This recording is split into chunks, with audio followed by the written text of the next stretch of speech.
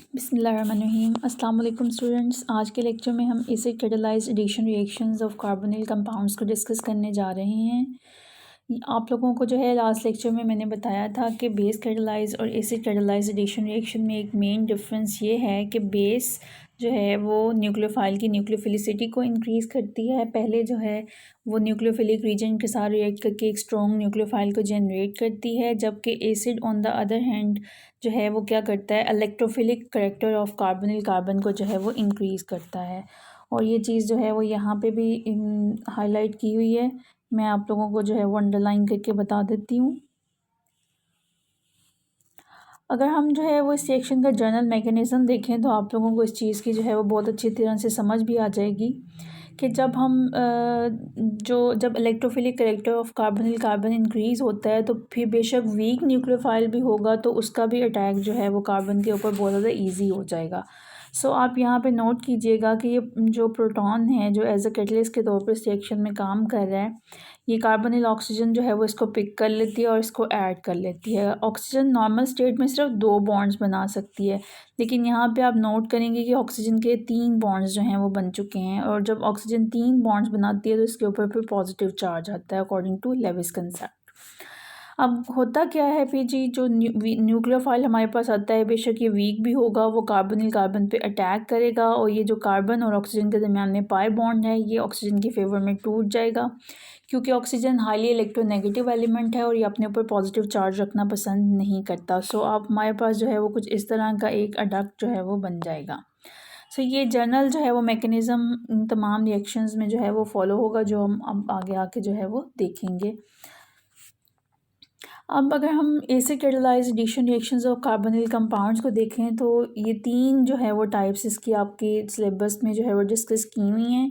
इनमें जो है सबसे पहली टाइप है वो पॉलीमराइजेशन रिएक्शंस हैं, जो हम फर्स्ट ऑफ ऑल देखेंगे। फिर हम एडिशन ऑफ अमोनिया डेरिवेटिव्स देखेंगे। होगा इसमें कुछ यूँ कि अमोनिया की एक हाइड्रोजन जो है वो किसी जी ग्रुप के साथ जो है वो रिप्लेस हुई होगी। ये जी ग्रुप क्या है ये इसकी आगे चल के मैं आपको डिटेल बताती हूँ। जो थर्ड रिएक्शन यहाँ पे हम देखेंगे वो एडिशन ऑफ एल्कोहल्स है।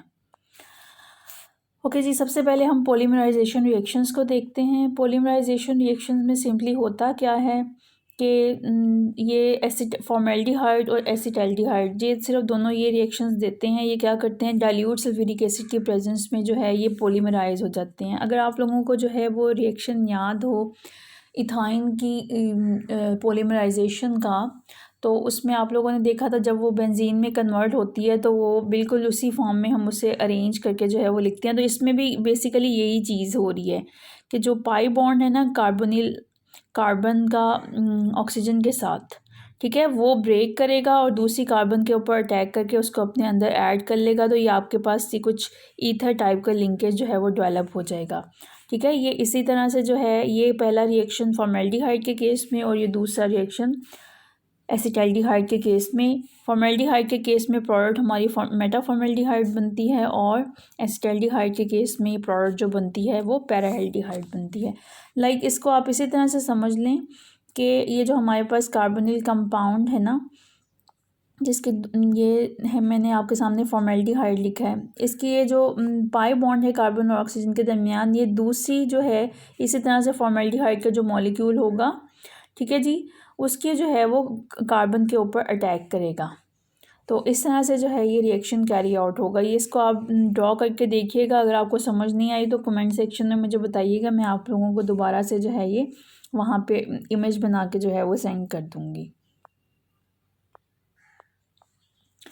उसके बाद जी हम सेकंड रिएक्शन की तरफ मूव करते हैं, जो है रिएक्शन ऑफ अमोनिया डेरिवेटिव्स। जैसा कि मैंने आपको बताया कि अमोनिया की कोई एक हाइड्रोजन जो है वो किसी जी ग्रुप के साथ रिप्लेस हो जाएगी। अब ये जी जो है वो क्या होगा, ये जो है वो हर एक केस में जो है वो डिफरेंट होगा। हम इससे रिलेटेड काफ़ी ज़्यादा रिएक्शन यहाँ पर देखने लगे हैं, लेकिन गर्ल्स होता स्टूडेंट्स होता कुछ इस तरह से है कि जो हमारे पास अमोनिया डेरिवेटिव है, जो हम जी सिंगल बॉन्ड विद NH2 के साथ रिप्रेजेंट कर रहे हैं, तो ये जब रिएक्ट करता है एल्डिहाइड्स या कीटोन्स के साथ, तो हमारे पास जो एक लिंकेज डेवलप होता है, फाइनल हमारे जो प्रोडक्ट आती है उसके अंदर वो होता है कार्बन डबल बॉन्ड नाइट्रोजन और उसके साथ सिंगली बॉन्डेड होती है ये जी ग्रुप, जो कि अमोनिया की एक हाइड्रोजन को रिप्लेस करके आता है।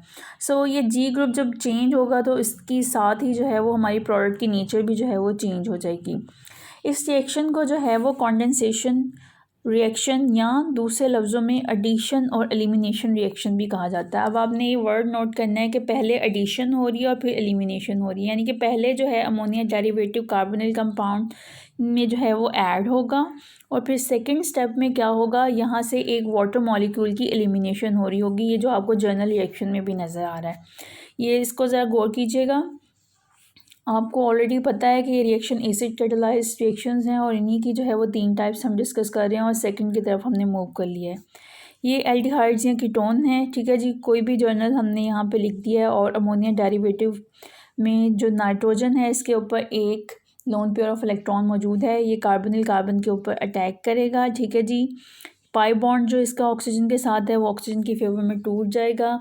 चूँकि एसिड कैटालाइज रिएक्शन है तो ये प्रोटॉन जो है वो पिक करके oxygen, negatively charge oxygen proton को पिक करके OH में कन्वर्ट हो जाएगी। और उसके बाद जो आपके पास अमाइनो एल्कोहल बनती है ये अनस्टेबल है। इसकी वजह क्या है? इसकी वजह ये है कि जो कार्बन है ना आपके पास, इसके ऊपर जो है एक तो हाईली इलेक्ट्रोनेगेटिव ऑक्सीजन है और दूसरा जो है एक और इलेक्ट्रोनेगेटिव एलिमेंट नाइट्रोजन अटैच है। जब किसी कार्बन के ऊपर 2 हाईली इलेक्ट्रोनेगेटिव एलिमेंट्स जो हैं वो अटैच हों उसके साथ, तो वो कार्बन हाईली अनस्टेबल हो जाती है। तो फिर उसकी कोशिश होती है कि वो किसी ना किसी तरह से जो है वो किसी एक इलेक्ट्रोनेगेटिव एलिमेंट के साथ जो है वो अपना बॉन्ड ब्रेक कर दे। तो अब चूँकि जो है वो 2 कंसेक्यूटिव जो है एटम्स के ऊपर से या 2 एडजेसेंट एटम्स के ऊपर से 2 एटम्स या ग्रुप ऑफ एटम्स की एलिमिनेशन पॉसिबल है। सो इस केस में होगा क्या कि ये OH और H जो हैं वो कंबाइन करेंगे and they will form water. और यहाँ पे क्या होगा, ये जो हाइड्रोजन नाइट्रोजन और हाइड्रोजन के दरमियान बॉन्ड है ये टूटेगा बेसिकली कार्बन और नाइट्रोजन की फेवर में और यहाँ पर डबल बॉन्ड जनरेट हो जाएगा और ये हमारे पास कॉन्डेंसेशन प्रोडक्ट जो है वो आ जाएगी, जिसे हम एडिशन और एलिमिनेशन प्रोडक्ट भी कह सकते हैं। उसकी वजह आपको बता दी है कि पहले एडिशन होती है और फिर जो है एलिमिनेशन होती है, इसलिए इस रिएक्शन को एडिशन एलिमिनेशन रिएक्शन भी कहा जाता है। इससे पहले कि मैं आप लोगों को इसकी फ़र्दर डिटेल की तरफ लेके जाऊं, मैं पहले आपको इस रिएक्शन का एक मैकेनिज़्म जो है वो दिखा देती हूँ कि होता कैसे है। जैसे कि आप लोगों को पता है कि एसिड ने जो है वो कार्बोनिल कार्बन की इलेक्ट्रोफिलिसिटी को इंक्रीज़ करना है। तो ये जब ऐड होगी, प्रोटॉन जब ऐड होगा कार्बोनिल कार्बन के क्रॉस, तो of course oxygen he partial negative charge carry कर रही है, वो इसको ऐड कर लेगी। अब जो है मैंने आपको पहले बताया है कि ऑक्सीजन हाईली इलेक्ट्रोनेगेटिव एलिमेंट है, वो कभी भी पसंद नहीं करेगा कि उसका जो है वो उसके ऊपर पॉजिटिव चार्ज आए। सो वो क्या करेगा, जो पाई बॉन्ड है बिटवीन कार्बन एंड ऑक्सीजन, वो ऑक्सीजन की फेवर में टूट जाएगा और ऑक्सीजन के ऊपर अब फुल पॉजिटिव चार्ज जो है वो आ चुका है। अब ये फुल पॉजिटिव चार्ज जो आया है, अब इसके ऊपर जो है वो अमोनिया डेरिवेटिव अटैक करेगा। अमोनिया डेरिवेटिव में एक चीज़ आप तमाम इसके डेरिवेटिव्स में देखेंगी कि NH2 ग्रुप यानी कि अमाइनो ग्रुप हर एक में होगा। एक हाइड्रोजन जो है वो किसी G ग्रुप के साथ रिप्लेस होगी। इसकी नेचर जो है वो आगे हम जाके हम देखते हैं कि G जो है वो कौन कौन सी जो है वो फॉर्म्स को दे सकता है, ठीक है जी। अब यहाँ पे जो है वो देखिए कि ये जो नाइट्रोजन के ऊपर लोन पेयर ऑफ इलेक्ट्रॉन है ये इलेक्ट्रोफिलिक कार्बन के ऊपर अटैक कर रहा है, ठीक है। क्योंकि एसिड कैटालाइज्ड रिएक्शन है तो ये साथ आपको जो है वो एरो के ऊपर प्रोटॉन भी जो है वो नज़र आ रहा होगा। सो जब ये इसके क्रॉस ऐड होता है तो आप ये नोट कीजिएगा कि पहले नाइट्रोजन के 3 बॉन्ड थे, अब इसके ऊपर 4 बॉन्ड्स बन गए हैं। तो अब जब नाइट्रोजन 4 बॉन्ड्स बनाती है तो अकॉर्डिंग टू लेविस कंसेप्ट इसके ऊपर पॉजिटिव चार्ज आता है। कार्बन का पॉजिटिव चार्ज जो है वो 4th बॉन्ड बनाने के बाद जो है वो ख़त्म हो गया क्योंकि उसकी वैलेंसी सेटिस्फाइड हो गई है, टेट्रा वैलेंसी। लेकिन नाइट्रोजन चूँकि नॉर्मल स्टेट में 3 बॉन्ड बनाती है, जब 4 बॉन्ड बनाएगी तो लेविस कंसेप्ट के मुताबिक इसके ऊपर पॉजिटिव चार्ज आएगा। सो ये पॉजिटिव चार्ज यहाँ पे मैंने शो किया है। अब ये नाइट्रोजन हाईली इलेक्ट्रोनेगेटिव एलिमेंट है, इसके ऊपर भी जो है वो पॉजिटिव चार्ज इसके लिए अनबियरेबल है। तो ये अपने आप को स्टेबलाइज करने के लिए क्या करेगी, अपना एक प्रोटॉन जो है वो लूज़ कर देगी और ये बॉन्ड जो है वो बेसिकली जो है वो टूटेगा इन दी फेवर ऑफ नाइट्रोजन। सो जी ये नाइट्रोजन की फेवर में जो है ये बॉन्ड टूटेगा और तो ये जो हाइड्रोजन है ये प्रोटॉन की फॉर्म में H पॉजिटिव की फॉर्म में यहाँ से निकल जाएगी, तो हमारे पास ये जो है वो चीज़ बन जाएगी। ये जो हमारे पास अमाइनो एल्कोहल बनी है, ये इसके बाद क्या होगा, इसमें से एक वाटर मॉलिक्यूल की एलिमिनेशन हो जानी है। ये जो आपको मैंने जनरल रिएक्शन में भी बताया है, ये जो हाइड्रोक्सिल आयन है ये मीडियम से प्रोटॉन लेके इसकी प्रोटोनेशन हो जाएगी, ये OH2 में कन्वर्ट हो जाएगा और ऑक्सीजन के ऊपर पॉजिटिव चार्ज होगा, क्योंकि ये स्टिल जो है वो ऑक्सीजन कार्बन के साथ बॉन्डेड है। तो होगा क्या, एक और जो है वो हाइड्रोजन की एलिमिनेशन होगी जो नाइट्रोजन के साथ मौजूद है, ठीक है। कार्बन और नाइट्रोजन के दरमियान में डबल बॉन्ड बन जाएगा और ये वाटर जो है वो यहाँ से एलिमिनेट हो जाएगा, जो -H2 की फॉर्म में जो है हमने ब्रैकेट ये एरो के ऊपर जो है वो शो किया हुआ है। सो होप सो आपको जो है वो जनरल मैकेनिज़्म समझ में आ गया होगा। अगर आपको ये समझ में आ गया है तो अब हम जो है वो आगे इनके जो मेन रिएक्शंस हैं इन डिफरेंट अमोनिया डेरिवेटिव्स के, उनकी तरफ जो है वो 1 बाय 1 चलते हैं। तो सबसे पहले जो हम रिएक्शन जो है वो डिस्कस करेंगे वो है रिएक्शन विद हाइड्रोक्सिल अमीन, ठीक है जी। ये हाइड्रोक्सिल अमीन के साथ जो है जो रिएक्शन है उसमें जाने से पहले मैं आप लोगों को ज़रा थोड़ा सा बता दूं कि जी ग्रुप जो है वो कौन कौन सा हो सकता है। जी यहाँ पे OH हो सकता है, अगर ये OH होगा तो अमाइनो ग्रुप के साथ जब OH लगेगा तो ये हाइड्रोक्सिल अमीन जो है वो बन जाएगा। अगर ये जी ग्रुप जो है वो NH2 हो यानी कि दूसरा अमाइनो ग्रुप हो तो रिजल्टिंग जो है वो कंपाउंड हमारे पास हाइड्रोजीन कहलाएगा। अगर ये NH6H5 हो तो फिर ये फिनाइल हाइड्रोजीन बन जाएगी। और अगर ये जो है ग्रुप हमारे पास 2,4 डाई नाइट्रो फिनाइल ग्रुप जो है वो हो जाए, ठीक है। और ये अमाइनो की बेसिकली अमाइनो ग्रुप की एक हाइड्रोजन को अगर हम 2,4 डाई नाइट्रो फिनाइल ग्रुप के साथ रिप्लेस कर दें तो ये अगर ये ग्रुप यहाँ पे हो तो जो रिजल्टिंग हमारे पास कंपाउंड बनेगा वो 2,4 डाई नाइट्रो फिनाइल हाइड्रोजीन कहलाएगा। तो ये तो मैंने आप लोगों को बता दिया कि जी जो है वो क्या क्या जो है वो फॉर्म्स यहाँ पे टेक कर सकता है। उसके बाद जी अब हम देखते हैं पहला जो है वो अपनी टाइप को reaction with hydroxyl amine. Hydroxyl amine में आपको जो है वो पता है नाइट्रोजन के ऊपर जो है वो लोन पेयर ऑफ इलेक्ट्रॉन जो है वो मौजूद है, ठीक है जी। ये लोन पेयर ऑफ इलेक्ट्रॉन जो है वो क्या करेगा, कार्बोनिल कार्बन के ऊपर जो है वो अटैक करेगा, ठीक है जी, ठीक है। और ये बॉन्ड जो है वो ऑक्सीजन पाई बॉन्ड ऑक्सीजन की फेवर में टूट जाएगा, ठीक। और ये फाइनली जो अगर आप सारे मैकेनिज्म के स्टेप करें तो ये नाइट्रोजन के ऊपर OH आ जाएगा, ठीक है। और कार्बन का डबल बॉन्ड नाइट्रोजन के साथ बन जाएगा और नाइट्रोजन के साथ जो है वो OH अटैच होगा। ये OH बेसिकली वही जी ग्रुप है जो कि हमने अमोनिया की एक हाइड्रोजन को रिप्लेस करके लाया था, तो हमारे पास हाइड्रोक्सिल अमीन बना था। अब ये जो हमारे पास जो है फाइनल कंपाउंड बना है हाइड्रोक्सिल अमीन के साथ रिएक्ट करने के नतीजे में वो है ऑक्साइन, ठीक है। तो एल्डिहाइड की मुनासबत से जो हमने एल्डिहाइड या कीटोन लिया है उसी की मुनासबत से जो है वो फाइनल प्रोडक्ट का नेम आ जाएगा, यानी कि जैसे ये इथेनल है तो ये ऑक्साइम जो हमारे पास बनेगा वो इथेनल ऑक्साइम जो है वो कहलाएगा। इसी तरह से जो है वो देखिए प्रोपेनॉन के साथ रिएक्शन जिसे हम एसीटोन भी कहते हैं, एसीटोन जब हाइड्रोक्सिल अमीन के साथ एसिड कैटलिस्ट की प्रेजेंस में रिएक्ट करती है तो हमारे पास C double bond NOH functionality यहाँ पे जनरेट हो जाती है और साथ में वाटर मॉलिक्यूल की एलिमिनेशन होती है। सो इस basically a form of addition elimination reaction. Mechanism यहाँ पे शो नहीं किया, जस्ट आपको रिएक्शन जो है वो बता रहे हैं, इसलिए ऑलरेडी मैंने आपको पहले जनरल मैकेनिज्म समझाया है ताकि आपको पता चल जाए कि कैसे डिफरेंट अमोनिया डेरिवेटिव्स जो हैं वो कार्बनिक कंपाउंड्स के साथ रिएक्ट कर रहे हैं। अब हम जो है वो सेकंड टाइप ऑफ रिएक्शन की तरफ जाते हैं which is reaction with phenyl hydrazine. Phenyl hydrazine मैंने आपको बताया है कि कैसे बनेगी। अगर अमोनिया की एक जो है वो हाइड्रोजन को हम NHC6H5 के साथ जो है वो रिप्लेस कर देंगे, ठीक है जी। एसिड कैटालाइज्ड रिएक्शन है, जब ये एल्डिहाइड्स या कीटोन हाइड्रोजीन के साथ या फिनाइल हाइड्रोजीन के साथ रिएक्ट करेंगे तो फिनाइल हाइड्रोजोन जो है वो प्रोडक्ट बनेगी और इसके नेम के साथ जो है वो इथेनल, जो भी हम जैसे इथेनल अगर हमारा स्टार्टिंग मटेरियल है तो उसके नेम के शुरू में जो है वो इथेनल आ जाएगा। लाइक अगर कोई कीटोन हुई जैसे एसीटोन, ये जिसे हम प्रोपेनोन कहते हैं यूपैक नोमेनक्लेचर के मुताबिक, तो प्रोपेनोन फिनाइल हाइड्रोजोन बन जाएगा।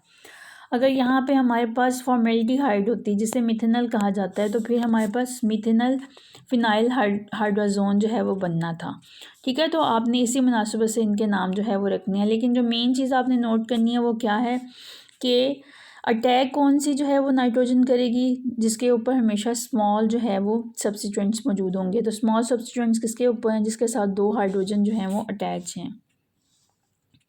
तो ये मैं आपको जो है वो हाईलाइट करके दिखाती हूँ। ये वाली जो पहली वाली नाइट्रोजन है जिसके साथ 2 हाइड्रोजन अटैच हैं, जिसके ऊपर जो है वो मैं आपको लोन पेयर ऑफ इलेक्ट्रॉन बना के दिखा रही हूँ। ये बेसिकली जो है वो कार्बोनिल कार्बन के ऊपर अटैक करने जा रही है, यानी कि वो नाइट्रोजन जिसके ऊपर लेस बल्की ग्रुप मौजूद हैं, जो स्टीरिकली लेस हिंडर्ड है, यानी कि जिस पे जो है वो स्मॉल ग्रुप्स मौजूद हैं, वही हमेशा कार्बोनिल कार्बन के ऊपर अटैक करेगी।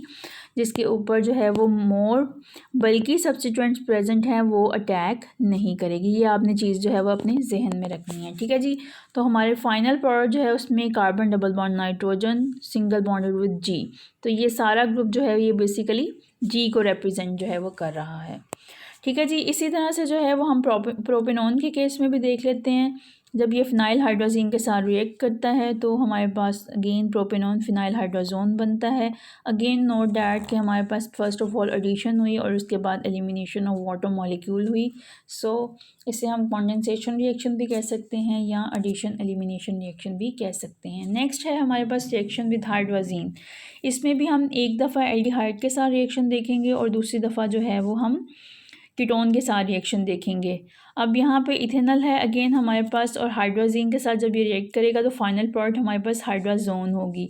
अब ये इथेनल है तो ये इथेनल हाइड्राजोन बन जाएगा। अब यहाँ पे हमने इसका कॉमन नेम एसिटल्डिहाइड लिखा है तो एसिटल्डिहाइड हाइड्राजोन कहलाएगा। ठीक है जी। सो आप इथेनल हाइड्रोजोन भी कह सकती हैं इसे, या एसिटल्डिहाइड हाइड्रोजोन भी इसको कह सकती हैं। तो again note that acid catalyse जो है वो ये रिएक्शन है।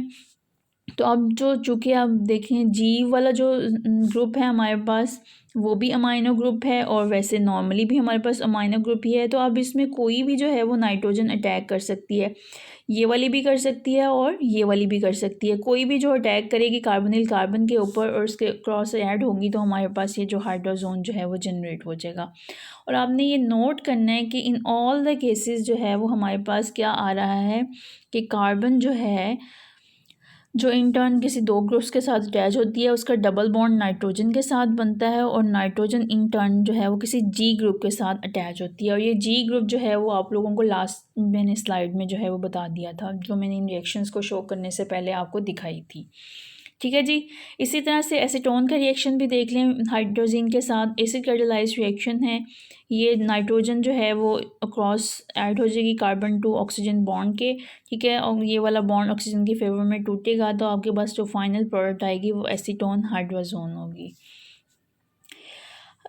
हाइड्रोजीन के साथ रिएक्शंस के बाद हमारे इसी कैटेगरी में जो लास्ट रिएक्शन है वो है रिएक्शन विद 2,4-डाई नाइट्रो फिनाइल हाइड्रोजीन। तो ये हम देख लेते हैं। ये जो एब्रीवेशन आपको नज़र आ रहा है ये 2,4-D stand for di, N stand for nitro, P stand for phenyl and H stand for hydrazine.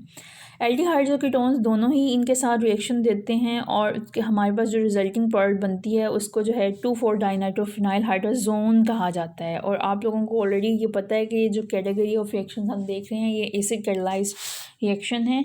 तो इसके नतीजे में हमारे पास जो प्रोडक्ट बनेगी वो अगर एल्डिहाइड हुई तो एल्डिहाइड 2,4-डाइनाइट्रोफिनाइल हाइड्रोजोन होगा, अगर कीटोन हुई तो कीटोन 2,4-डाइनाइट्रोफिनाइल हाइड्रोजोन होगा। तो इसी की मुनासबत से आपने नाम रखना है, जो हमने सीक्वेंस पीछे फॉलो किया है वही यहाँ पे हम जो है वो फॉलो करेंगे। और अब आपने नोट करना है, अब चूँकि जो है जो जी ग्रुप यहाँ पे आ रहा है वो एक बल्की ग्रुप है, अब उसके ऊपर जो नाइट्रोजन है वो अटैक नहीं करेगी कार्बन के ऊपर। अब कौन सी जो है वो नाइट्रोजन का लोन पेयर अटैक करेगा जिसके साथ जो है वो हाइड्रोजन जो है वो मौजूद हैं। ठीक है जी। ये पहली वाली नाइट्रोजन जो है वो कार्बोनिल कार्बन के ऊपर अटैक करेगी जो लेस हिंडर्ड है, जिसके ऊपर स्मॉल ग्रुप्स प्रेजेंट हैं, और वो कार्बन के साथ डबल बॉन्ड जो है वो बनाएगी। और ये जो बाकी ये सारा ग्रुप आपको नज़र आ रहा है ये बेसिकली जी ग्रुप है। तो ये जो आपको स्टार्ट में जब इंट्रोडक्शन दिया है इस रिएक्शन का तो उसमें बताया था कि in all this reaction carbon double bond nitrogen और सिंगल बॉन्डेड विद जी जो है वो आएगा। ये बेसिकली जी जो है वो रिप्लेस होता जा रहा है, बाकी सारा रिएक्शन हर केस में सेम है। इसी तरह से जो है वो एसीटोन के केस में भी हमारे पास फाइनल प्रोडक्ट जो है वो बिल्कुल इसी तरह से जो है वो बनेगी जो आपको जो है वो नज़र आ रही है। ये अब आप रिएक्शन खुद से प्रैक्टिस करके देखिएगा, आपको समझ आ जाएगी। अब इस रिएक्शन की इम्पॉर्टेंस क्या है, इसको आपने जो है वो अंडरलाइन कर लेना है कि ये रिएक्शन जो है वो यूज़ होता है for the identification of aldehydes and ketones.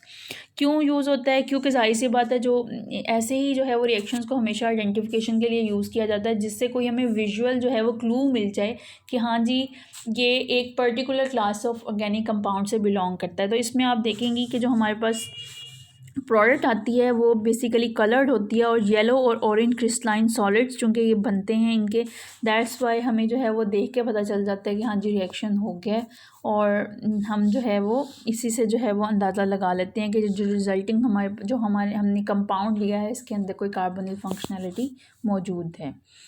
ठीक है जी। उसके बाद जो है ये हमारी नाइट्रोजन डेरिवेटिव्स के साथ जो रिएक्शंस थे इसकी कैटेगरी कंप्लीट हो गई। अब हम एसिड कैटालाइज्ड रिएक्शन में लास्ट रिएक्शन देखेंगे, वो है एडिशन ऑफ एल्कोहल्स। अब कार्बोनिल कंपाउंड्स जो हैं जिनमें मैं अभी यहाँ पे जो आपकी बुक में सिर्फ रिएक्शन डिस्कस किया हुआ है वो एल्डिहाइड का जो है वो किया हुआ है, उसी को जो है मैं भी डिस्कस करने लगी हूँ कि एल्डिहाइड जो हैं वो एल्कोहल्स के साथ जो है वो कंबाइन करते हैं। ये रिएक्शन आपको नज़र आ रहा होगा, एसिटाल्डिहाइड जो है वो कंबाइन कर रही है with ethanol. Reaction dry acid, dry HCl की, यानी कि इसमें जो है वो कोई वाटर मौजूद नहीं होगा।